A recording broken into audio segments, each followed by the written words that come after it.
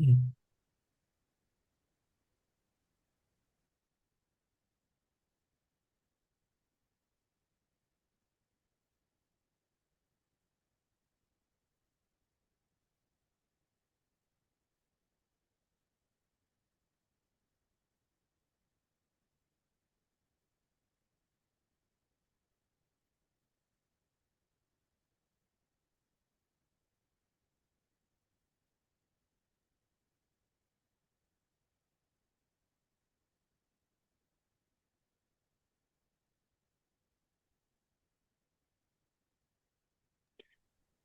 Listo. Nada. eh, Buenos días y buenas tardes del lado de allá del charco. Vamos a comenzar el seminario. Para mí es un verdadero placer haber convencido a mi hermano del alma, Hernán, Mm. que nos dé este seminario, esta conversa. Con Hernán tenemos montones de sueños, unos construidos, otros inconclusos, pero seguimos soñando juntos y es el alma, vida y corazón de Lago. Fue PI de Lago cuando estuvo acá en Colombia y de verdad es la bujía, así que dale. Todo el auditorio, somos 16, hay un par de gente que tiene varias personalidades, así que debemos ser 4, 14, una cosa de esa. Pero adelante, Bueno, adelante, Hernán. bueno, ¿qué puedo decir después de esa introducción, Luis? No me dejaste, me dejaste sin palabras. Y a un físico argentino dejarlo sin palabras no es fácil, ¿eh? Es complicado. Pero bueno, gracias por la invitación. Un placer estar acá. Bueno, es parte también de un proyecto que empezamos el año pasado, nos presentamos el año pasado con Luis, con Iván, estuvimos escribiendo y bueno, nada, empezamos con este proyecto que bueno, esperamos ahora en noviembre poder vernos personalmente en mi querida Bucaramanga, que es mi segunda tierra, mi segunda casa, así que para mí será un placer volver por allá. Eh, bueno, un poco la idea es contarles un pequeño adelanto, o sea, esto es como un adelanto del curso que vamos a dar en Bucaramanga como parte de las actividades de este proyecto, Lago Indica y que es para formar redes de CITED. Y bueno, Lago es un caso paradigmático, ¿no? Para ese tipo de cosas. Entonces, bueno, es contarles un poco lo que hemos estado haciendo en este tiempo, las aplicaciones para Lago y los spin-off, que es una palabra que ahora se usa mucho, que ha generado esta tecnología de simulaciones y de verificación de datos. Bueno, vamos a ir no me quiero extender con la introducción porque si no, no me va a dar el tiempo, como me pasa habitualmente. Ahí están los enlaces para descargar esta charla y también mi correo. Eh, Mientras que esperábamos, estuve haciendo un poco de propaganda de este curso, que es un curso virtual que comienza el 21 de octubre. Es la segunda actividad de un curso completo que tiene tres actividades y que termina el año que viene con una actividad presencial en Montevideo organizado por AECID y la Agencia de Cooperación entre España y la CELAC. Y bueno, nada, lo que vamos a hacer acá es generar un curso práctico, hands-on, ahí de meter manos, para tomar un repositorio de datos y transformarlo en un repositorio que cumpla con los principios FAIR y que cumpla con el paradigma de la ciencia abierta. Hay que recordar que abierto no quiere decir público, ¿sí? Entonces, son algunas de las cosas que vamos charlando en el curso. Ahí está el enlace, o sea, la inscripción terminaba hoy, pero bueno, hemos pedido, justamente como hoy era esta charla, hemos pedido para dar la posibilidad a estudiantes del lago que tengan sus propios datos, que tengan sus repositorios locales o que tengan otros tipos de datos de otros experimentos o lo que sea, para poder saberlo. Así que se extendió la, la inscripción hasta el viernes. ¿Sí? Igual no esperen hasta último momento, pero porque ya hay más inscriptos del cupo que tenemos. Es un cupo limitado porque justamente la idea es tener alrededor de 10 horas de tutoría con Antonio Juan y conmigo en grupos pequeños para ir llevando adelante estos datos y después son 10 horas de introducción a la ciencia abierta y a los principios FAIR. Así que bueno, nada, les dejo ahí el enlace, igual después lo paso por los grupos nuestros. ¿Qué les puedo contar del Lago a los que están en esta charla en este momento? Lago es un experimento, un observatorio que va más allá de la ciencia. Esto es algo que con Luis, con Iván, eh, siempre lo entendimos así, ¿no? Con Xavier en sus inicios, siempre entendimos que las acciones del Lago eran no solamente científicas, sino también académicas, formativas, que sea un semillero de física de partículas y astropartículas en América Latina, eh, y que podamos nosotros aprovechar las características geográficas, geofísicas que tiene nuestro hermoso continente. eh, y bueno, ahí es, y siempre desde un punto de vista muy colaborativo, muy cooperativo, muy de puertas abiertas, de códigos abiertos, de incluso, como dice Luis también, que Latinoamérica es una rueda de bicicleta y que cuando algunos están abajo, otros están arriba, y ir dándonos una mano mutuamente entre nosotros. Eh, Esto es Lago como lo pensamos en algún momento al año pasado. Los puntitos estos se van ajustando dinámicamente y bueno, esperemos que cuando terminemos este proyecto que estamos comenzando ahora, tengamos este tipo de recursos en línea y poder producir los datos en tiempo real, y actualizar el estado de los detectores en tiempo real. ¿Mm? No, nada, esto es parte de una charla que tengo preparada y por eso estoy pasando por aquí. Como saben, estamos desplegando la nueva versión de la electrónica. Ya hay muchos grupos en América Latina que la tienen. Este es un desarrollo que hicieron en Bariloche con Ecuador, Horacio, Denis y los grupos de Bariloche y de Ecuador, también con Iván. Bueno, esta electrónica está basada en una red Pitaya, que Luis Otiniano, no quiero nombrar a gente porque siempre me voy a olvidar de alguno, pero esta electrónica incorpora muchas mejoras respecto a las versiones anteriores. Y bueno, un poco esas son las mejoras que estamos integrando en el análisis de datos y bueno, que espero llegar a contarles hoy un poco de qué se trata. Esta es una filmina slide o diapositiva, que ha sido fundacional cuando empezamos con los trabajos de Space Weather en Lago, hace ya 10 años, y donde nos dimos cuenta que si nosotros medíamos señales a nivel del piso, y esas señales tenían una modulación temporal, había un montón de motivos por los cuales esas señales se veían moduladas temporalmente. Uno de ellos era la atmósfera, otros era digamos, si vamos de abajo para arriba, tendríamos la respuesta del detector, el detector cambia, la temperatura, la respuesta de la electrónica con la temperatura, eh, los parámetros de operación del detector, la geometría del detector, las condiciones atmosféricas, ¿sí? O sea, que siempre hay que recordar lo que aprendimos cuando éramos jóvenes, que en realidad nosotros no medimos lo que ocurre en el detector, medimos lo que ocurre en la atmósfera. La atmósfera es nuestro verdadero detector, y entonces esas condiciones atmosféricas también tenemos que entenderlas, lo que ocurre en el campo geomagnético. Y una vez que tenemos, y sabiendo que el flujo de rayos cósmicos a las energías que nosotros trabajamos, que son no demasiado altas, vamos hasta la rodilla para los tamaños típicos de los arreglos de lago, eh, es constante. Entonces, esas variaciones, una vez que corregimos todos los otros pasos, son producidas por transients astrofísicos, por transitorios astrofísicos, tanto de origen solar como de más altas energías. Y lo que fuimos haciendo fue ir modelando paso a paso todas esas respuestas intermedias para poder correlacionar tanto a nivel de la medición como a nivel de la simulación esta relación entre la variación temporal de las señales con la variación temporal de lo que ocurre en el espacio, en el entorno cercano a la Tierra, ¿sí? Eh, Uno de los trabajos que hicimos ya hace bastantes años con Junior, y con Arturo, que Arturo ahora va a dar el siguiente seminario de hoy en La Conga, eh, fue hacer un código que nos permita analizar de manera autónoma y automática los features del histograma, de cualquier histograma en los tanques.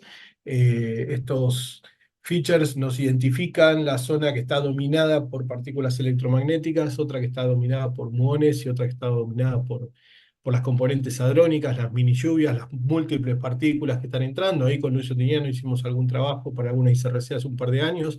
Eh, Ahora se acaba de publicar un paper que, bueno, lamentablemente los editores incluyeron a la lista completa de la colaboración en la discusión durante el paper y bueno, nada, pero habrán visto que hemos publicado un trabajo muy interesante con la gente de Tucumán, con la gente de España, con el análisis que incluye técnicas de Machine Learning, específicamente de clustering de señales, para poder detectar y inferir a partir de las partículas incidentes, perdón, a partir de los pulsos que registramos en los detectores, las partículas incidentes. Lo hicimos primero con un subconjunto reducido de datos, después lo extendimos con simulaciones y ahora estamos trabajando en una extensión completa y eso tiene mucho que ver con algo que sí espero podamos hablar al final. Eh, entonces, básicamente el mensaje es que si nosotros tenemos detectores que son pequeños, que son simples, que son baratos, eh, y que son muy potentes y son muy confiables. Sí los sabemos operar y sí los sabemos analizar. Entonces, tenemos que poner mucho énfasis en la calidad de nuestros análisis y en la calidad de la ejecución que hacemos sobre los detectores, verificar que siempre esté atento, porque como también hemos aprendido, eh, nosotros somos un observatorio, no somos un experimento. Y como somos un observatorio, no tenemos control sobre las variables externas a los detectores, ¿sí? Entonces, los Forbus y CRIS pasan cuando pasan y nosotros tenemos que tener nuestra red preparada y funcionando para poder ser capaces de medir ese Forbus que ocurrió en ese instante y no después y no antes. Entonces, ya en relación con las cosas que medimos y con las simulaciones que hacemos, una de las cosas que más estudiamos son las cascadas atmosféricas, que básicamente es la respuesta que tienen, la respuesta de la atmósfera a ese flujo de rayos cósmicos primarios que lograron atravesar la modulación producida por la heliosfera y la modulación que genera la magnetósfera y finalmente ingresan hacia la atmósfera terrestre y producen estas cascadas de partículas que conocemos como extensive air showers. Desde el punto de vista de la simulación, es un proceso muy complejo, muy demandante desde el punto de vista computacional. En algún momento, bueno, para las más altas energías, implica traquear hasta 10 a la 10 partículas que hay que seguir su propagación a lo largo de la atmósfera, que mide kilómetros de largo y que van a producir otras partículas o van a generar decaimientos. Los valores que manejamos nosotros son bastantes menos, pero igual lo compensamos con la cantidad, ¿sí?, de flujo primario que vamos a simular.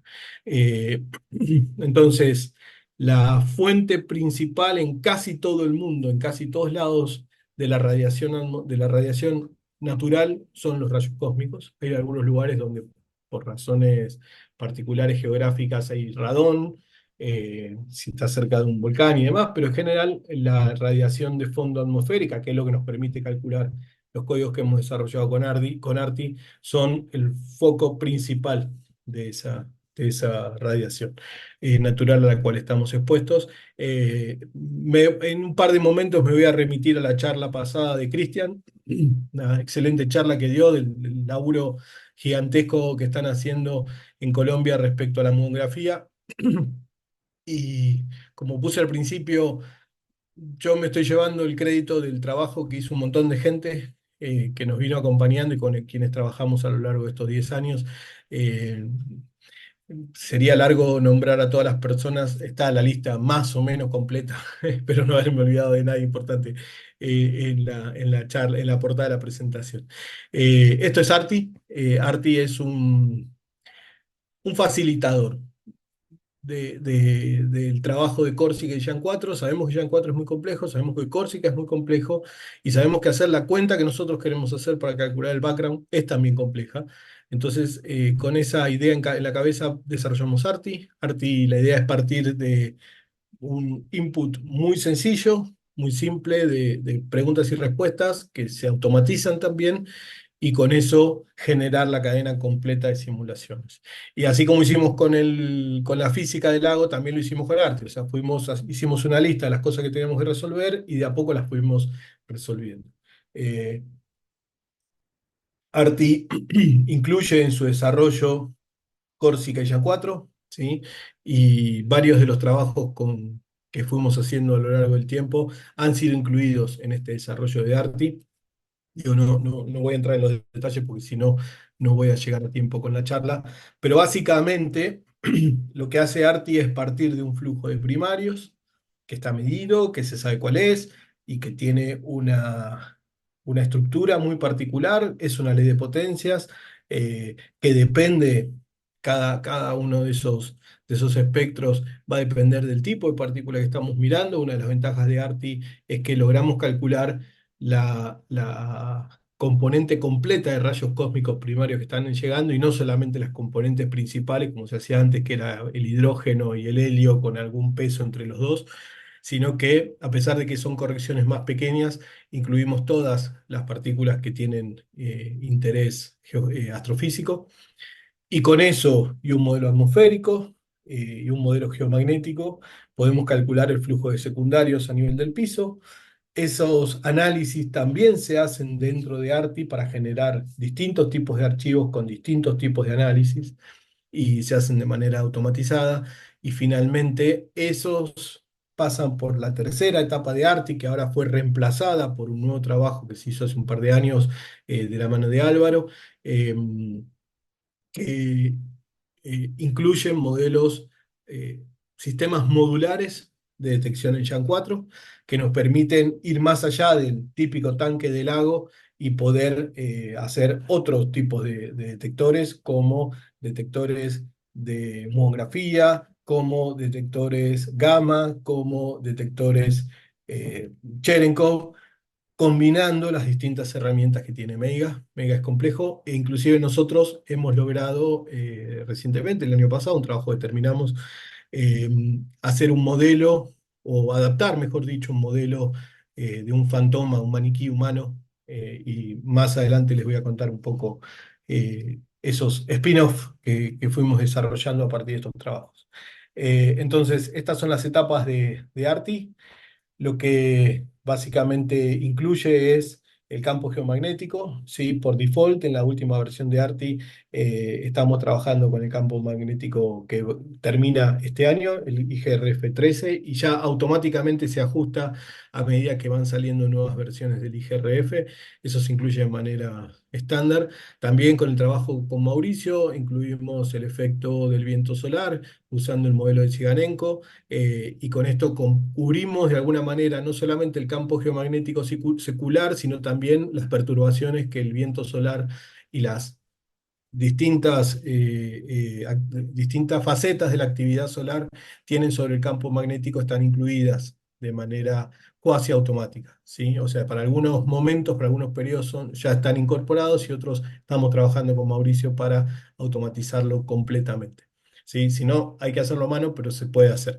Eh, Respecto también a ese trabajo de Mauricio y la posibilidad de calcular y de incluir las perturbaciones generadas por el viento solar, nosotros fuimos capaces de modelar y de separar de alguna manera en un evento específico el impacto de las variaciones del campo geomagnético sobre lo que medimos al piso, ¿sí? Es decir, partiendo bajo la suposición, con infinitas charlas con Sergio Dazo, fuimos desarrollando distintas maneras de trabajar la umbra y distintas maneras de trabajar la penumbra magnética, y eso fue incorporado en Lago. Y bajo la suposición de que cuando esas partículas primero interactúan con la heliosfera y luego con la magnetósfera, pero la parte heliosférica no la conocemos, podemos de alguna manera separarlos si calculamos la parte geomagnética, y eso fue un poco lo que hicimos con Mauricio en esta serie temporal. Nosotros pudimos des- desacoplar el efecto del campo geomagnético, que es del orden del 10% sobre el flujo de las partículas totales producidos durante un Forbus decrease. ¿Sí? Y otro resultado que es muy interesante de este trabajo tiene que ver con este pico que se ve aquí. Este pico está relacionado con el momento de las partículas secundarias al piso respecto a su variación porcentual durante estos eventos, ¿sí? Y lo que vemos es que las partículas que se ven más afectadas son aquellas partículas que son las que generan neutrones secundarios. Y de alguna manera con este trabajo también explicamos por qué los neutrones son tan buenos trazadores de lo que está ocurriendo afuera, ¿sí? O sea, si medimos, ¿por qué si medimos neutrones somos muy sensibles a lo que ocurre, neutrones secundarios producidos en la atmósfera, somos muy sensibles a lo que está ocurriendo en la parte externa, ¿sí? En el campo geomagnético. Bueno, estas son algunas de las conclusiones que salen de este trabajo y que está incorporado también en el modelo de simulaciones que usamos en Lago. Este es un trabajo que hicieron en Bucaramanga con Jennifer Grisales al frente de este trabajo, Cristian y Luis. Y un poco lo que hicimos fue luego integrar ese trabajo completo en Lago. Ahora de manera automática, cada año, típicamente en enero o febrero, calculamos todo el año anterior para todos los sitios de Lago y tenemos modelos atmosféricos que están disponibles en el servidor de GitHub de Lago. Tenemos todos los modelos atmosféricos, o sea, perdón, no los modelos, tenemos todos los perfiles promedio atmosféricos mes por mes de cada uno de los sitios del lago y algunos otros sitios que nos han ido pidiendo y que hemos ido también incorporando, aunque no son sitios del lago estándar, están dentro del análisis automatizado. Entonces, si ustedes van al repositorio de atmósferas, que está en GitHub, ustedes pueden bajarse las atmósferas, los perfiles atmosféricos, esto es la variación de la densidad como función de la altura, ¿sí? Eh, y eso es el input que necesita Corsica. Entonces, de esta forma, gracias a este trabajo y a la automatización que después hicimos nosotros, podemos calcular prácticamente en cualquier situación. Inclusive podemos usar atmósferas promedio, usando los módulos de atmósferas externas, o también podemos usar las atmósferas instantáneas. Es decir, GIDAS publica haciendo extrapolaciones e interpolaciones. GIDAS te permite obtener el perfil esperado de un determinado lugar del mundo más o menos 3 horas respecto al momento en que vos se lo pedís. Entonces, esto se actualiza cada semana los lunes de manera automática. Entonces, cada lunes podemos ver cuál era la atmósfera en la ciudad de Buenos Aires, en la ciudad de Bariloche, más o menos 3 horas. Y podemos usar esa atmósfera particular para calcular las partículas que esperamos en un día preciso y no el promedio. Entonces, estos son dos tipos de análisis que podemos hacer hoy en día. Podemos incluir el efecto atmosférico instantáneo de un momento particular en cualquier lugar del mundo o estudiar qué pasa con los promedios. Con este tipo de análisis, nosotros, por ejemplo, calculamos el flujo de neutrones que se espera en, en 23 sitios alrededor del mundo y cuál es el impacto que esos neutrones pueden tener sobre los clústeres de exaescala que se están instalando en esos 23 lugares. Lo que vimos, y esto fue un poco la motivación del trabajo, es que había diferencias importantes en algunos casos, como en la atmósfera de la Antártida, con un trabajo que hizo Adriana, con Jimmy y un par de personas más. Ellos mostraron que podía haber diferencias hasta el 25% entre el modelo estándar Modtran que usamos toda la vida y usar estos modelos de GIDAS que verificaron ellos también con algo así como 20 y pico de años de lanzamientos de globos que había en el sitio, en la base antártica de Argentina, que está en Marambio. Después, Adriana, por favor, corregime si estoy diciendo algo mal, pero ellos verificaron Es correcto, correcto. Que GIDAS eh, es mucho más preciso para predecir la atmósfera respecto a los modelos genéricos que veníamos usando de antes, y por eso ahora estos modelos son los modelos por default que usamos en la simulación del agua. Todo esto es muy lindo, pero también tenemos que recordar que el lago tiene sus características especiales, ¿sí? Somos muchos, estamos muy distribuidos, y a diferencia de lo que pasa con el resto de los observatorios y el resto de los experimentos del mundo, nosotros somos mucha gente que cada uno opera su propio detector, ¿sí? No es como Oyer, por poner un ejemplo que conozco muy de cerca, que son 400 personas, pero que tienen un único detector que está en embalado. Nosotros tenemos cada uno nuestro detector y depende de las posibilidades que cada uno de nosotros tenga para mantener funcionando el detector, para conseguir los materiales, para armar el detector, etcétera. Y sabemos que en los contextos que vivimos todo eso también es complicado, ¿sí? Desde el punto de vista del tiempo, desde el punto de vista de la financiación. Luego tenemos mucha gente que está trabajando, que tiene que hacer, que quiere hacer su tesis con nosotros, estudiantes, jóvenes.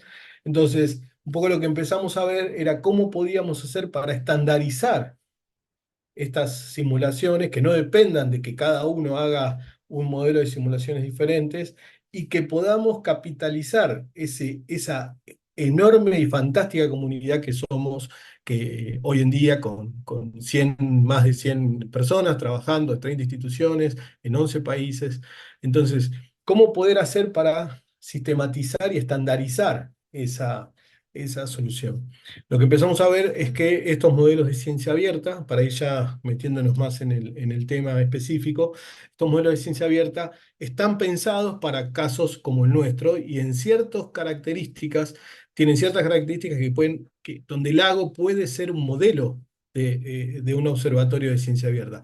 Esto no es una idea nueva y no es una idea mía, es una idea que yo se la escuché a Luis hace 10 años más o menos, ¿no? Cuando empezamos a trabajar, en aquel momento usábamos en vez de FER, DART, y esto viene desde aquel momento de ver cómo podemos transformar un observatorio en un e-observatorio, ¿sí?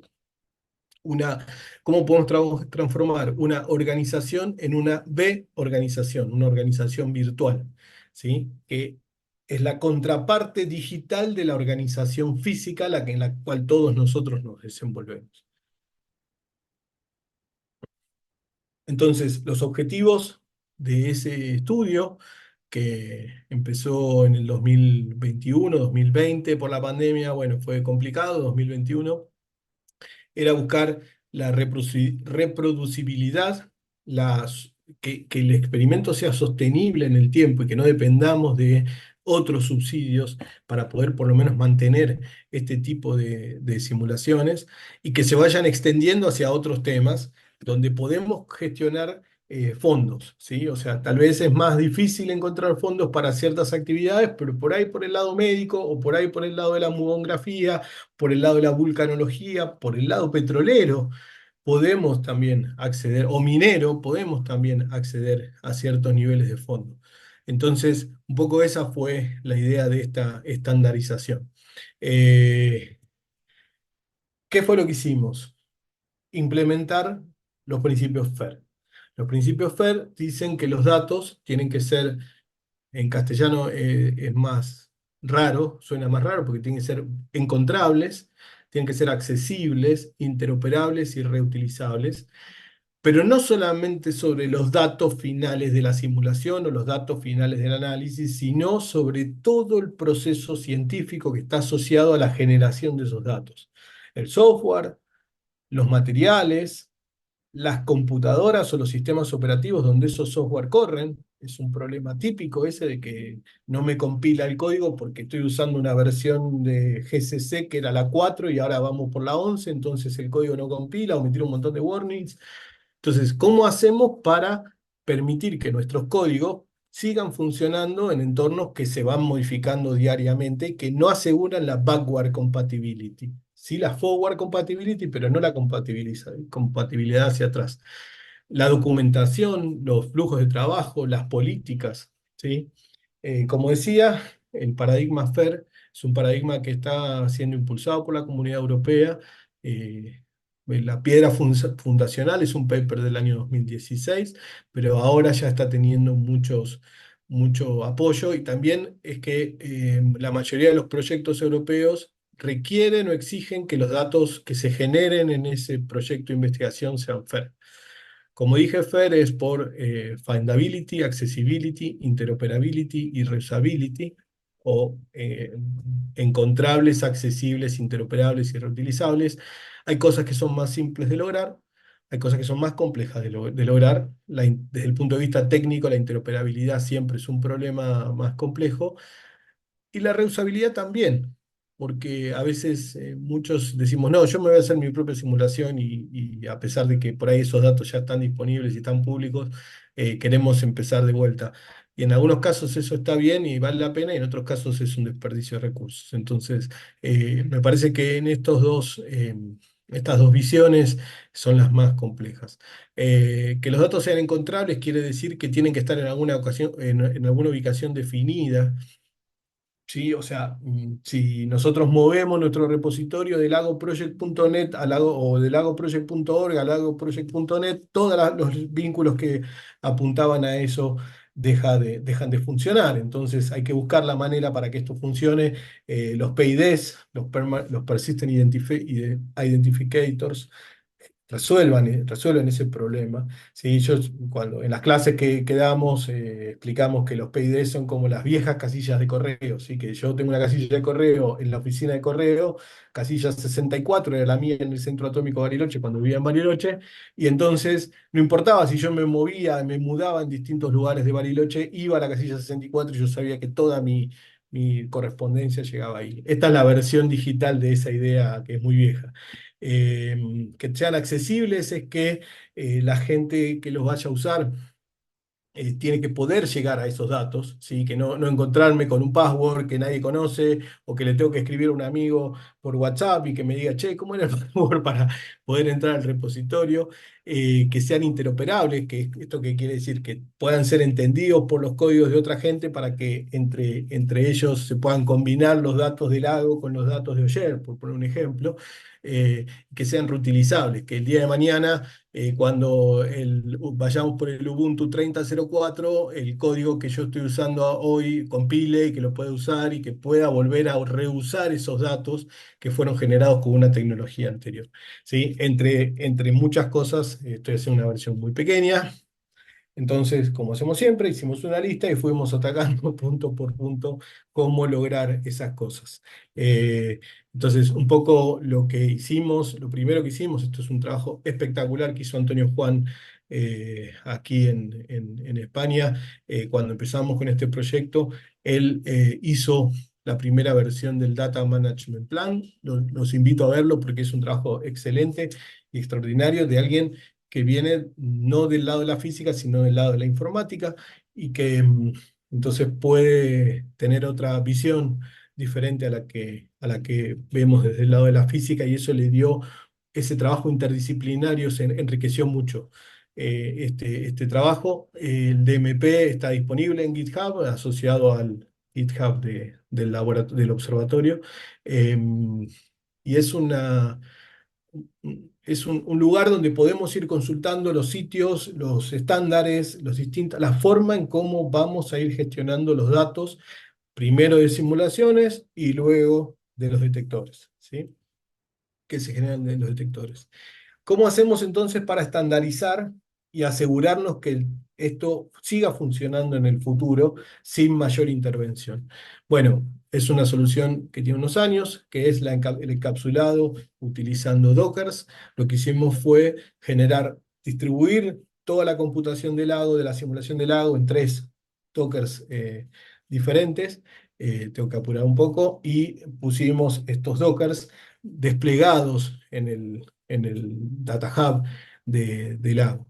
¿Sí? Lo que teníamos que hacer era generar también una estructura de metadatos que sea apropiada para poder estandarizar los datos. Para eso elegimos usar JSON-LD, que el LD es un formato JSON con linkeo dinámico de estructuras. Es un lenguaje estructurado que nos permite generar metadatos y datos que puedan ser parseables y entendibles por los buscadores, ¿sí? Por ejemplo, Google usa un formato de metadatos que se llama esquema.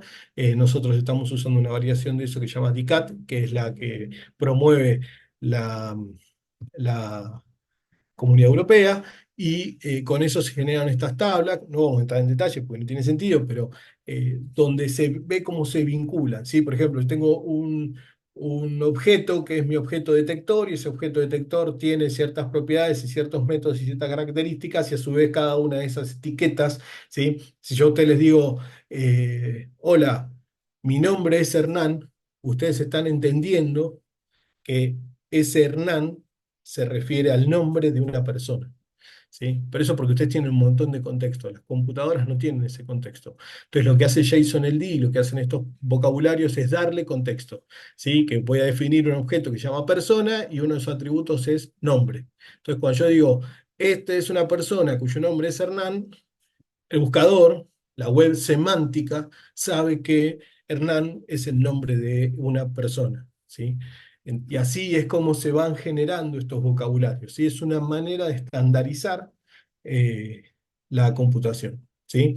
Obviamente DICAT no está preparado para Lago, porque es un modelo muy general, pero permite extender, hacer extensiones del modelo semántico para agregar cosas como el detector, la atmósfera, el sitio, ¿sí? Y eso fue lo que se fue gestionando y todo esto está explicado en el DMP, el plan de manejo de datos. Como les decía, el vocabulario Lago hoy existe y es un reprofile de DCAT y esto lo pueden ver en el DMP para ver cómo se gestionan los distintos objetos, ¿sí? Las convenciones de datos son las mismas que tenemos en ARTI. La única diferencia es que para nosotros un catálogo de datos es una simulación completa de un sitio en particular en unas dadas condiciones. ¿Sí? Por ejemplo, el nombre asociado al PID de este catálogo es S0, eso es que es la primera capa de la simulación, la raw data de Córsica, que es en el sitio de Andes, que dura un día, que se usó la versión 7.7402 de Córsica, usando QGIS para los modelos de alta energía, es un detector volumétrico, y el resto son los defaults de siempre. ¿Sí? Entonces tenemos los inputs, es decir, que con estos archivos podemos reproducir completamente esta simulación, tenemos los outputs de la simulación, los logs de la simulación, y tenemos los archivos asociados a la simulación, en este caso es el flujo de litios que se esperaban en ese lugar, en ese momento, y cada uno de estos archivos, lo pueden ver acá, tiene asociada una metadata que explica de una manera semántica, asociada por la web semántica, qué es lo que tienen estos archivos. Entonces, de esa forma, cuando los busquemos, podemos encontrar rápidamente qué es lo que tienen, ¿sí? Entonces, luego, esto hay que ponerlo en algún lugar que sea accesible. Y para eso se gestionó la creación de un repositorio en un storage, cloud storage, de 20 teras, que está disponible en uno de los repositorios del CIEMAT, pero que es accesible vía OneData, tanto por una interfaz web como por montándolo localmente en los dockers donde se ejecuta la simulación, y que se monta como si fuera un archivo, un directorio externo, un NFS para los que han trabajado alguna vez. Es como si tuvieran un directorio, solo que en vez de estar local en esa computadora o en algún servidor de acceso local, de disco local, un NAS, está montado en algún lado de Internet, que no sabemos dónde, en la nube. ¿Sí? Entonces, de esta forma y utilizando esto, podemos hacer una computación muy eficiente localmente que a la vez suba los datos finales a este repositorio que está en la nube, ¿sí? Todo esto se puede desplegar tanto en clusters HPC como en clusters cloud, que puede ser los de EOS, que son los que estamos usando nosotros, o también los clusters de Amazon o de Google Cloud, ¿sí? Edgar con uno de sus estudiantes en Ecuador habían hecho un trabajo bastante similar en cuanto a la computación, muy bueno desde el punto de vista del uso también de los recursos, en ese caso era de Google Cloud, si no me equivoco.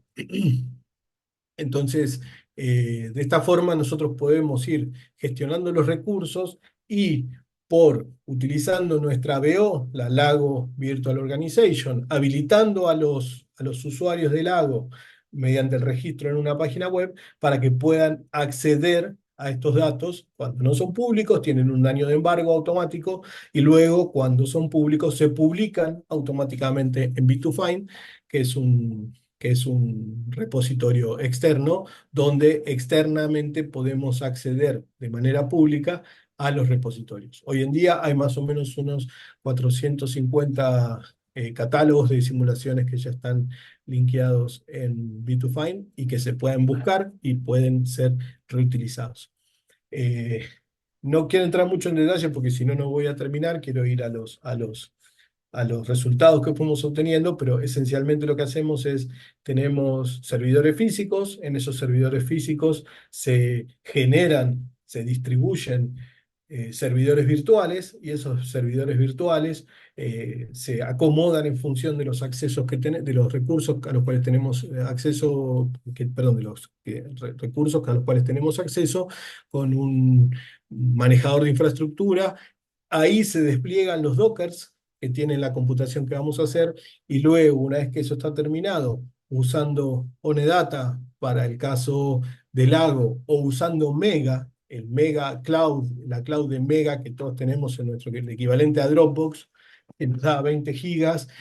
También tenemos un formato donde, un Docker donde podemos usar Mega para hacer nuestra computación en una nube local, de storage local, ¿sí? Digo, vamos a dar un curso de esto que es un curso híbrido que va a ser ahora en noviembre en Bucaramanga, así que por ahí algunos pasos me los salteo. Eh, con esto, por ejemplo, calculamos 7 días de flujo. Antes calculábamos 10 minutos, después 40, después 1 hora. Ahora estamos calculando 7 días de flujo, por ejemplo, en San Antonio de los Cobres, en Argentina, en Ímata, en La Serena, Chile, en la Antártida, los sitios donde están operando LAMP, el Laboratorio Argentino de Meteorología del Espacio. Ahí Adriana, Sergio, el laburo espectacular que han hecho ellos en la Antártida. Nosotros tenemos calculados varios días de simulaciones en distintas condiciones atmosféricas utilizando esta tecnología. A la cual ahora tenemos acceso. También hemos incorporado no solamente la parte de la simulación atmosférica, sino la simulación de los detectores. Hoy podemos calcular también la respuesta de cualquier detector de cualquier tamaño, con cualquier fototubo, con cualquier calidad de agua y cualquier Tyvek, etcétera, etcétera, que tengamos montado en algún sitio en particular y hacer, por ejemplo, el BEM como variable de calibración o los histogramas de carga que esperamos para ese sitio en particular. Y este tipo de simulaciones son los que usamos para hacer el Machine Learning que les comentaba antes con la gente ahí en Tucumán, con Tiziano, con Gachi, con ellos que hemos estado trabajando más recientemente en esto. ¿Qué otras aplicaciones tenemos? Laboratorios subterráneos. ¿Por qué nos vamos a un laboratorio subterráneo? Esto es un ejemplo que puso una vez Mariano Gómez Berizo, uno de los fundadores del agua hace muchos años, que dijo, es como escuchar un susurro. Lo que queremos medir cuando queremos medir un neutrino o cuando queremos medir una señal potencial de dark matter es un susurro en un recital de los Rolling Stones, ¿sí? O sea, son más o menos, la señal, el ruido señal es 10 a la menos 7, ¿sí? Son 145 decibeles, para ponerlo en términos acústicos. Eh, entonces, por eso hay que irse subterráneo y para eso hay que determinar las fuentes de ruido que tenemos en eso, es decir, cuántos muones de alta energía van a atravesar la montaña. Esto es muy parecido al trabajo que están haciendo en Colombia desde hace unos años con los muógrafos. Sí, o sea, tenemos miles de razones por las cuales hay que trabajar en muongrafía. Nosotros estamos apoyando con, con las simulaciones ese tipo de trabajos. Digo, muy rápidamente, si parto de un objeto que tiene una densidad interna, un perfil de densidad interna que desconozco, pero si yo conozco el flujo de muones en ese lugar y lo puedo medir la absorción. ¿Sí? De esa manera determino la opacidad de ese objeto al flujo de muones. Si tengo la geometría de ese objeto usando datos de radares o datos GIS o cualquier tipo de datos, puedo determinar las direcciones de propagación que recorrieron esos muones. Estoy simplificando mucho el problema, pues no estoy considerando el scattering de los muones en la roca, pero digamos, a priori, si yo conozco la geometría del objeto, eh, con una inversión que no es para nada simple y que Alejandra Vesga ha trabajado mucho en ese tema, puedo invertir esta integral y obtener el perfil de densidad en esa dirección. Los trabajos más famosos son los de Tanaka en Japón y ahora lo que están haciendo en Colombia el equipo de Luis con Cristian y demás, que han permitido desarrollar esto en Latinoamérica. También ahora el trabajo de la tesis doctoral de Rolando Calderón, que fue un una persona que ha estado en Lago también desde los inicios, que ha trabajado también en las simulaciones. Con Álvaro nos propusimos hacer una especie de Arctic, lo que es Arctic para Córsica, Meiga es para Jan 4, ¿sí? Voy a pasar rápido. Hoy por hoy, con la estructura y la arquitectura modular que tiene Arctic, es posible generar distintos tipos de simulaciones de detectores ubicados en distintas zonas, ¿sí? Por ejemplo, aquí hay el flujo de muones que se espera medir en un pozo de roca de 500 metros de profundidad y utilizando esta infraestructura en la nube con esta metodología cloud, hemos logrado obtener lo que hoy es la simulación más detallada, no quiero decir precisa, pero por lo menos más detallada con la que se cuenta para hacer estudios de demografía. Esto corresponde al flujo equivalente a un año en un sitio de una mina en Argentina. Tenemos lo mismo para el laboratorio subterráneo Andes y tenemos lo mismo para el Machín, ahí en Colombia, donde hemos podido integrar flujos muy largos, un año de flujo, un año y medio de flujo, entonces tenemos una estadística muy buena en la región de muy altas energías. ¿Sí? Fíjense que hemos observado muones en las simulaciones que van más allá de los 100 teraelectronvolt por muón. ¿Sí? Y esto tiene una capacidad de penetración muy, muy larga en la roca. ¿Sí? Distintos ensayos, qué pasa si pongo algún mineral muy denso en la roca y cómo eso va a afectar o va a variar las cosas que voy a medir al fondo de la mina. Aplicaciones médicas, ¿sí? Con Osiris el año pasado se publicó un paper en la Winter Simulation Conference, donde hemos tomado un modelo voxelizado de un maniquí humano y coordinándolo con un lector de imágenes DICOM, hoy tenemos la capacidad de hacer un modelo voxelizado humano de cualquier persona. Si nos dan las imágenes DICOM de cuerpo entero, nosotros podemos hacer un modelo digital voxelizado de esa persona y poder hacer un modelo, una simulación detallada de la deposición de dosis durante, por ejemplo, un tratamiento de radioterapia. No voy a entrar en los detalles técnicos de cómo se implementó, cómo se relaciona con Vega y con el resto de los trabajos, solamente les quiero mostrar estos slides. Cuando yo empecé a trabajar en este tema, yo pensaba en cómo hacer esto y el año pasado lo obtuvimos, lo cual fue una alegría muy grande.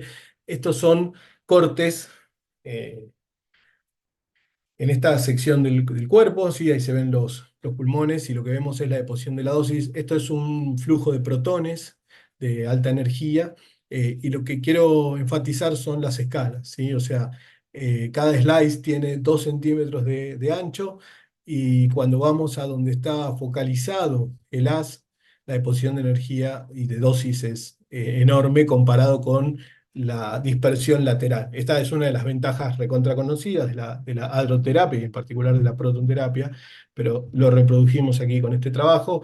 Hicimos distintas pruebas con distintas energías, vemos el pico de Bragg, ¿sí? Para el caso de, de partículas cargadas y vemos la distribución esperable de un tratamiento típico de radioterapia con fotones o con electrones a menos energía y con protones de más energía vemos los picos de Bragg con la deposición precisa de la dosis en la zona que se puede ajustar variando la energía de las.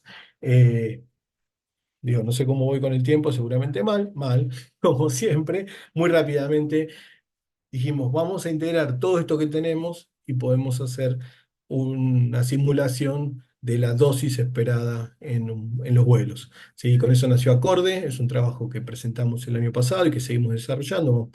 Ahora estamos trabajando en el Acorde 2, que tiene un fuselaje mejor, el Fantoma que les acabo de mostrar y demás. Tomamos de base de datos públicos el track de los aviones, del vuelo específico, calculamos la atmósfera utilizando las herramientas que mencionábamos recién, observamos lo mismo que habían observado. Esta es la atmósfera típica que se usa para el cálculo de radiación en vuelos, la US estándar, que lo único que es estándar es en US en 1976, no hoy y no fuera de US, y vemos diferencias importantes de 15, 10, 15%. Y acuérdense que siempre en la deposición de dosis es lo que se produjo arriba, y lo que se produce arriba es un efecto integral de toda la atmósfera hasta ese punto. ¿Sí? Entonces, incluimos eso, calculamos los mismos flujos que venimos calculando siempre, con la misma calidad con la cual lo calculamos en ARTI, y luego usando en este caso un modelo simplificado del Fantoma que ahora estamos incorporando en la nueva versión, obtuvimos las dosis. Como no teníamos con qué compararlo, lo que hicimos fue compararlo con el estándar, que es CARI 7A, y lo que observamos es que en vuelos cortos, vuelos estándares, no sé, Bogotá, Bucaramanga, la dosis que calculamos nosotros con la dosis que se calcula en CARI 7 no es la misma. Cuando los vuelos son un poco más largas, obviamente aumenta un poco la dispersión, pero es esencialmente la misma. Pero cuando nos vamos a vuelos largos, y especialmente cuando pasamos cerca de las zonas polares, hay diferencias significativas y nuestras dosis son más altas que las dosis calculadas por el CARI 7. Entonces esto nos llevó a generar un proyecto en el cual estamos trabajando ahora para ver dónde están esas diferencias. ¿Sí? Entonces vamos hacia Acorde 2. Esto se puede plantear como un software as a service, ¿sí? Un spin-off que sale de estos trabajos que venimos haciendo. Em, la, la, mm, lo que hacemos es calcular las dosis utilizando estas herramientas en la nube. Lago. Para terminar, eh, ¿qué tenemos hoy en Lago? Hoy en Lago tenemos alrededor de 200 cores, ¿sí? 200 procesadores disponibles, con aproximadamente 10 nodos físicos, 10 máquinas físicas que tienen 20 cores cada uno. Entre ellos repartimos alrededor de 200 gigas de memoria y unos 2 teras de disco local, y luego tenemos 20 teras de disco en Cloud Storage. Hoy tenemos funcionando dos clusters que están a disposición del Lago, bajo pedido y después de cumplir ciertos requisitos. Lo quiero decir así para ser muy enfático. Hay que hacer un curso y hay que justificar por qué se está pidiendo, pero nosotros queremos seguir usando estos clústeres, queremos que la gente de Lago, el resto de los colegas nuestros en Lago lo empiecen a utilizar. Hoy tenemos esta configuración, tenemos dos nodos, perdón, clusters, em, uno de 10 cores, perdón, 10 nodos con 8 CPUs cada uno, 64 GB de RAM y 200 de disco local, más el acceso al clúster, al cloud storage. Uno de 8 nodos virtuales, son virtual nodes, ¿no? Con 4 CPUs virtuales y 32 GB de RAM y 200 de disco local, que con esto podemos correr tranquilamente, por ejemplo, medio día de simulaciones en cada lugar por core, ¿sí? Eh, entonces, utilizando esta tecnología, ARTI está modificado para correr de manera autónoma en este tipo de cosas. Los Dockers están listos y se despliegan automáticamente. O sea, una vez que uno entiende la lógica, es bastante simple cómo usarlo, pero hay que entender la lógica. Eh, Así que esto está a disposición. Eh, por ahora no hemos generado una lista de usuarios, sino que simplemente es a pedido. Em, Como prerequisito hay que hacer este curso. Este es un curso que está en un recurso model del proyecto que acabó el año pasado. Y una vez que se cumple hay que pedir. Ahí en el curso se explica cómo solicitar. Tuvimos un problema con la persona que estaba a cargo de asignar estos recursos, pero eso ya está resuelto. Y si no, me escriben un correo y yo lo puedo gestionar. Ahí en el QR está el enlace directo al curso.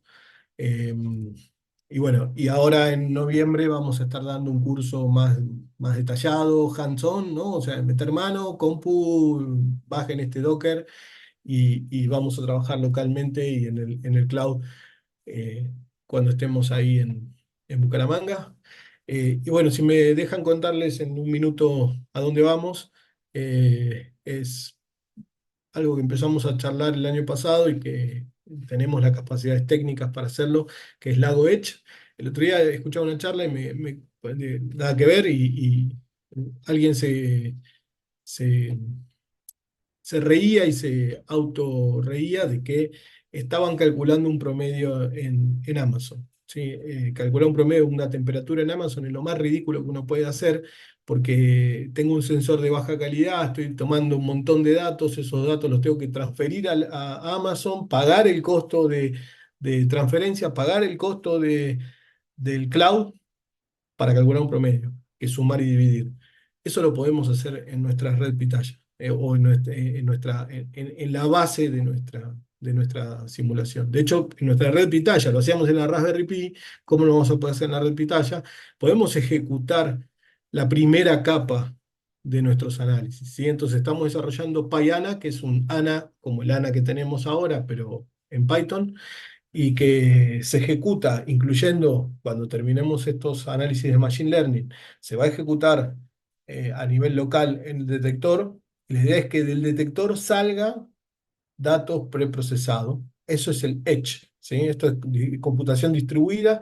En el Edge hacemos la primera etapa de cálculo, luego podemos centrar en por ejemplo, la universidad, y poner ahí la segunda capa donde todos los detectores de una determinada región transfieran a ese lugar, y ahí hacemos una segunda capa, es lo que se llama el fog, y luego finalmente llevamos esos datos preanalizados al cloud. ¿Por qué? Porque si estamos en la Antártida, no es fácil, y si no, Adriana nos podría dar una charla un día, no sé cuándo les tocan a ellos, pero no es fácil traer datos de la Antártida.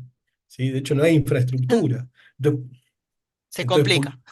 se complica un montón. Entonces, si yo voy a traer datos raw data, todos los pulsos que midió el detector, no tiene sentido. Hay que analizar esos datos ahí, que es lo que están haciendo ellos, pero si estoy en el medio, en la base Marambio, que tengo un montón de infraestructura, es una cosa, pero si estoy en alguna base más lejana, es mucho más complejo. Entonces, poner esa inteligencia arriba del detector y dejar que el detector haga esa primera parte del laburo para que cuando tengamos que transferir datos, transfiramos menos datos, ¿sí? Y que realmente lo que necesita llegar al cloud es lo que llegue al cloud, que es lo caro, ¿sí? Ese es un poco a lo que vamos a trabajar. También vamos a estar en Bucaramanga ahora en el meeting del Agua Indica, hablando un poco sobre estas ideas y cómo implementarlas en nuestra querida América Latina. Bueno, nada, eso es todo. Voy a saltarme las conclusiones, tiene sentido. Sí, vuelvo a decir que este viernes cierran inscripción para este curso donde gran parte de estas cosas, sobre todo la que tenga que ver con el FAIR, con la implementación FAIR, las vamos a estar dando en un curso hands-on de 20 horas a lo largo de 3 semanas entre el 21 de octubre y el 11 de noviembre. Luego les paso los datos en nuestro repositorio. Nada, como dije, este es el trabajo de un montón de gente: Mauricio, Cristian, Luis Otiniano, Iván, Antonio, Juan, Raúl, Rafa. Algunos ya no están en Lago, otros sí, otros se fueron y vuelven, otros nunca se van, otros nunca vuelven. Digamos, ¿no? Junior, Arturo, Alejandro, Rolando, Osiris, Xavier, Mariano, y bueno, mucha gente, no quiero nombrar muchos porque si no me voy a olvidar a alguien. Así que muchas gracias por su atención. Disculpen si me pasé unos minutos, y bueno, nada, estamos aquí para contestar preguntas y cualquier cosa que necesiten. Gracias. Gracias, Hernán. Queda abierto el derecho de palabra a quien considere. Hola, Denis. hola, hola, gracias Luis. Hola Hernán, ¿cómo vas? ¿Qué tal? ¿Qué tal, Denis? ¿Cómo estás? ¿Bien? Bien, bien. Interesante, súper chévere tu análisis, qué lindo que se estén haciendo tantas cosas muy buenas. Quería preguntar una cosita sobre el lago Edge, que me parece una cosa increíble. Estábamos pensando mucho tiempo sobre hacer más. Tenemos ahí un Ferrari en la red Pitaya y estamos utilizándole como un 580. Entonces, te quería, Es exactamente así. te quería preguntar un par de cosas. Estos Fog Nodes, ¿tú piensas desarrollarlos en el procesador de red Pitaya o en la FPGA? No, en el procesador. En el En el procesador procesador de de red Pitaya. Ah, ok, ok. Sí. Sí, pues bueno, De hecho, lo que sí estuvimos, perdón, lo que sí estuvimos hablando con Luis y con Horacio hace unos meses era de la primera fase del análisis, lo que hoy hacemos el nivel cero, pasar de la raw data, eso sí en la FPGA. claro, Y claro. el fog node, de hecho, nosotros podemos tener una red pitaya que concentre las mediciones de distintos detectores. Perdón no sé si te interrumpí, perdón. No, no, no, está bien, sí, porque bueno, lo que tú decías sobre Maracaibo, tenemos el mismo problema en el Chimborazo, no tenemos absolutamente el Ujú. modo de Claro. transmitir raw data desde allá. Estábamos tratando de conseguir hacer conexión GPRS, o sea, eh, Ujú, ya nadie ujú, sabe ni lo que es sí. ya cuando le preguntas estas cosas, pero claro, ahí es para señalación más que todo, nada, no tengo, ni siquiera se me pasa por la cabeza enviar los datos que generan el tanque, entonces sí, está súper chévere, así que cuenta conmigo para Mm. estas cosas. Uy, buenísimo. Bueno, vos sabés que tenemos que hacer una reunión, un kickoff. Pensábamos hacerlo allá en Bucaramanga, pero voy a mandar un correo antes al Lago para juntar sinergias y ver si gente, por ejemplo, como Horacio, que por ahí no va a poder viajar, o no sé ustedes si van a poder ir, sí hacer un kickoff y hacer ahí una reunión virtual desde Bucaramanga para empezar a laburar con esto. Ujú. Sí, una última cosa que se me pasaba así. Otra cosa interesante también sería la de buscar, de ampliar también la posibilidad del detector Cherenkov para que se le pueda instalar otros detectores centelladores de RPCs para hacer Sí, sí. coincidencias y cosas así. Entonces, podríamos Ujú, ponerlo también sí. en la agenda. Ajá. Mirá, una cosa que no sé si se acuerdan la gente de Trasgo, ellos están en la Complutense y bueno, ahora en noviembre los vamos a ir a ver con Rafa, justamente a ver si, digamos, una cosa que habíamos presentado en una ICRC hace unos años, que en ese momento por ahí todavía estaba un poco adelantado para la tecnología, era esta idea de la plataforma como servicio, ¿no? O sea, es decir, el detector deja de ser importante, el Cherenkov deja de ser importante, perdón Luis Sotiriano, que lo que estoy diciendo, pero lo que pasa a ser importante es la red Pitaya. Entonces, la red Pitaya es nuestra plataforma que nos permite medir la temperatura, la presión, la radiación con el detector Cherenkov, la radiación con un centellador, o sea, es cambiar el enfoque del detector hacia la red Pitaya. Ujú, ujú. Así que ese es un poco el Excelente. enfoque. Perfecto, gracias. Edgar tiene la mano levantada. Sí, gracias. Gracias, Hernán, por la charla. Está muy interesante y me alegra ver que había tanto progreso Mm, en las gracias. distintas áreas. Tenía dos preguntas. La primera tiene que ver con la simulación de Jan 4 para el tanque, por ejemplo. Y es simplemente una curiosidad porque mis alumnos han visto, claro, la capacidad de hacer eso en los tutoriales del lago, pero no estamos muy seguros si es que la electrónica también o sea, ya hay documentación y hay código para simular la electrónica también o solo es el detector en sí. Esa era la primera Bueno. pregunta. Y la segunda, quizá de una vez, es... em, en algún momento con otro alumno estuvimos interesados en probar este código HLS for ML que se utiliza en Ujú, los detectores del LHC para FPGAs, que es sí. básicamente un traductor de Machine Learning para FPGAs. ¿Han, han intentado hacer esto? ¿Está en los planes? Nosotros intentamos con una red pitaya, simplemente con señales que no tienen nada que ver con el detector, pero resulta que las FPGA que teníamos en una de estas red pitayas, la versión no era compatible, pero no sé si es que hay algún esfuerzo en ese sentido. Respecto a tu primera pregunta, Una cosa son los códigos, otra cosa es la documentación. Ahí tenés razón. Tenemos códigos que simulan, o sea, en realidad, lo que pasa es que la simulación de la electrónica es muy simple en ese sentido. Lo que tenemos es una especie de función de transferencia. O sea, hasta el detector, perdón, hasta el PMT, la simulación es súper detallada. Del PMT para atrás es mucho más simple. Y Lo que esencialmente ya es hace fuera de Jan 4, ¿no es cierto? O, no, no, está dentro de Jamfor, pero no está simulada la ok, cadena, sino simplemente lo que se hace es, por ejemplo, para simular el pulso, lo que hacemos es un histograma de la cadencia temporal de llegada de los pulsos, y luego lo que hacemos es, si es una electrónica de 40 MHz, hacemos sampleos cada 25 nanosegundos; si es una electrónica de larga pitaya, hacemos sampleos cada 8 nanosegundos y cambiamos el ancho del lineado temporal. Básicamente es eso, así de simple es la simulación de la parte del PMT hacia atrás. Pero sí que está implementada la posibilidad de hacer ese cambio desde el JSON de entrada, ¿no? O sea, porque los JSON, Meiga, una de las cosas que tiene es que puedes usar un archivo JSON para configurar tu detector y un XML para poner los distintos tipos de detectores.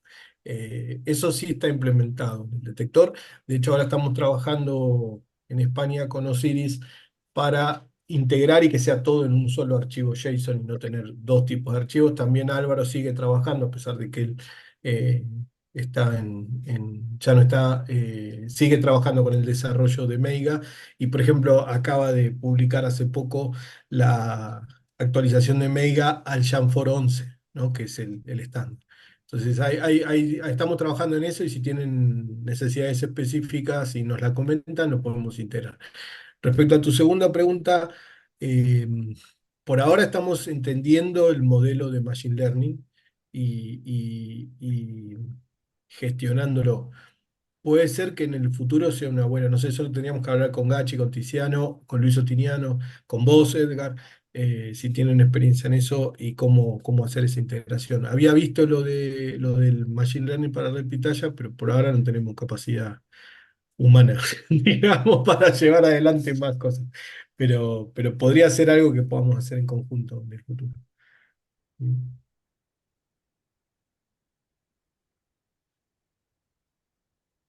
No sé si hay alguna otra pregunta, o Edgar, te No, contesté. no veo manos levantadas. sí, sí, sí, sí, Ok, gracias, ok. Hernán.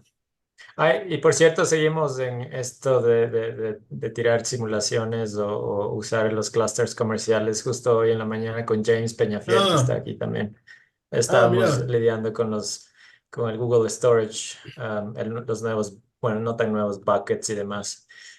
podríamos hacer Esperamos nosotros también en el futuro tener más mano de obra, y creo que va a suceder con nuestro programa de maestría para mm, empezar a ser usuarios ya fijos de los recursos que ustedes están desarrollando. genial, genial. Bueno, buenísimo. Bueno, Bueno, gracias. Ahí, viendo, Hernán, después actualiza el mapita de los sitios con el que colocamos este marzo de En Envase San Belgrano, Martín. ¿no? Ah, en Envase San San Martín, Martín. San Martín, no, no. En Belgrano no pudimos porque solo se queda el rompehielos 3 días. No puedes montar un laboratorio en tres Mm, días. O sea, se tuvo que montar el edificio. O sea, el container llegó separado, hubo que soldar todo el edificio y montarlo. O sea, no era solo armar el laboratorio, había que armar el bueno, pero edificio para poder armar la ya está. instalación eléctrica, todo, y después poner los equipos y calibrarlos y todo. O sea que Claro, por eso es eh, súper difícil. es Por eso yo súper pensaba, difícil. cuando escuché a este señor diciendo, no, transferimos 10.000 datos y hacemos el promedio en el cloud, yo pensaba en vos. No, no, Te no, juro, no. te juro, digo, si esto De- lo escucha Adriana, no, me muero. y después, claro, no, pero fantástico, che, felicitaciones. Bueno, de hecho, en realidad, por ahí, si nos pasan la lista actualizada de sitios, nosotros lo mantenemos. Dale, De dale. hecho, Yo una te cosa que paso queremos por hacer mail. es, Hmm, imagínate, estuvo ahora hace poco, hace un par de semanas estuvo Alexander, y acá en Madrid, y una cosa que estuvimos charlando justamente es para empezar a automatizar el acceso a los... Entonces, ese mapa se puede hacer de manera automática con los datos, ¿no? O sea, estamos recibiendo datos en tiempo real o cuasi real, el punto es azul. Está apagado, pero está el detector andando, el punto es naranja y así. Que se haga solo, no tenemos que hacerlo mal. Pero bueno, por ahora lo hacemos mal. Y Está. No, yo felicitaciones para acá. ya están, ya ahí que es como, es menos de dos, ¿no? La rigidez ahí magnética. Claro, sí, ahí ya es bastante más baja que la de Mm, Marambio. Pero bueno, tenemos que ahora calibrar, ¿no? Con los meses de temperatura y todo. Tuvimos algunos problemitas con el control de temperatura, mm, porque vimos en Marambio, o sea que teníamos que corregir por temperatura para mantenerla estable. Y esa corrección de Marambio ya se hizo, ya tenemos todo el sistema funcionando bien. Aplicamos un sistema similar en San Martín. ujú. Pero bueno, aparentemente con los sistemas de calefacción que pusimos no alcanza demasiado cuando hay mucha diferencia del otro lado. Así que bueno, estamos trabajando son diferentes cosas para mantener, viste, estable los datos. Es complicado. Ahí esa es la base, una de las bases por debajo del círculo, y ahí se complica. Y lo mismo para el Claro, traspaso de datos, estamos siempre, transmitimos los de baja resolución en tipo, en claro, modo claro. osciloscopio, y los de alta se van a buscar una vez al año cuando se hace el recambio de personal, con discos físicos que se lleva, che, toma estos 4 GB, 5 gigas y te los doy, y se hace el recambio así porque es la forma, no encontramos otra forma para transmitir, no. En estos momentos está complicado Mm, transmitir. Y, ujú. y bueno, y respecto del manpower, estamos complicados, en Argentina en estos momentos. Mucha gente se está Sí, pasando sí, a hacer, no sé, cosas fascinantes como análisis de riesgo crediticio para Mercado Pago, qué sé yo. Porque claro. el futuro en ciencia Sí, está complicado. No, está complejo. sí, Mm, no se van a habilitar entradas a CONICET, ni becas, o sea, estamos tratando de sostener para que la gente que tenemos se pueda doctorar y ver que consigan un sí. laburo o algo. Es muy triste. No, es que Así que es bueno, terrible. estamos tratando de Eh, que todo se mantenga funcionando con los que hay, con los que estamos, con los que seguimos. Y bueno, y en todo caso entusiasmar a la gente, bueno, porque, viste, no hay mal que dure 100 años, pero estamos en esas circunstancias tratando que todo funcione. y lo loco es lo rápido, ¿no? Que con qué velocidad se destruye algo que cuesta Y es la tantos entropía, es años y mucho más tan... fácil destruir que construir, vos sabés, o sea, Sí, sí, eso sí, ya, sí. los físicos lo sabemos. Está bastante complicado. Pero bueno, logramos Sí. esto que para nosotros fue una épica, porque en estas circunstancias y como venía a la mano y todo, poder lograr, ya te digo, hubo que armar el laboratorio. Mm, No espectacular. es solo instalar Sí, sí, el sí. equipo. No, Así no, que si uno bueno, ve lo que es.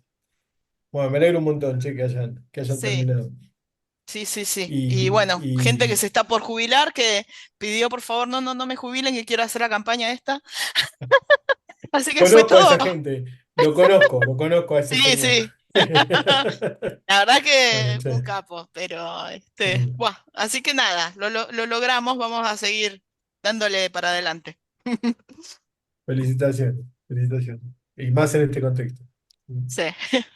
Bueno, felicitaciones por toda la estructura que están armando ahí en España, con todas las cosas para, bueno, ayudar a que todo Mm. siga adelante. Eso es súper útil. Y bueno, La que idea es veremos esa, bien el ¿no? financiamiento también y ver qué hacemos. Bueno, es que Sí, también, esa es claro, otra, claro. ¿no? O sea, la idea es poder contar con infraestructura y poder contar con vías de financiamiento. O sea, lo hicimos con Iván el año pasado para aplicaciones en neutrones. El año que viene tenemos que estar atentos también a ver. De hecho, nos habíamos presentado a un proyecto donde habíamos presentado Lago Edge, a dos proyectos. Uno, al final, ese no salió, pero por razones no científicas, sino políticas, por los países participantes y demás. Ganamos este proyecto de CITED. Ahora estamos esperando otro proyecto que se presentó para Lago Edge, a ver qué soluciones hay, qué cosas salen por ahí.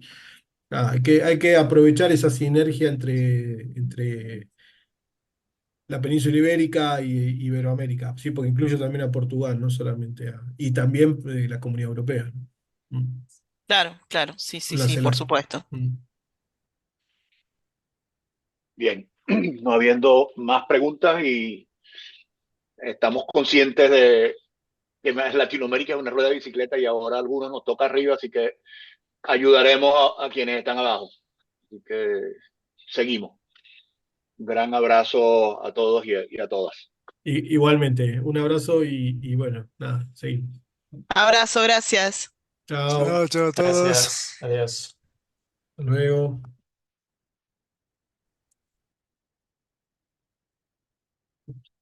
Nos vemos, Hernán. Chao, chao, Tiziano.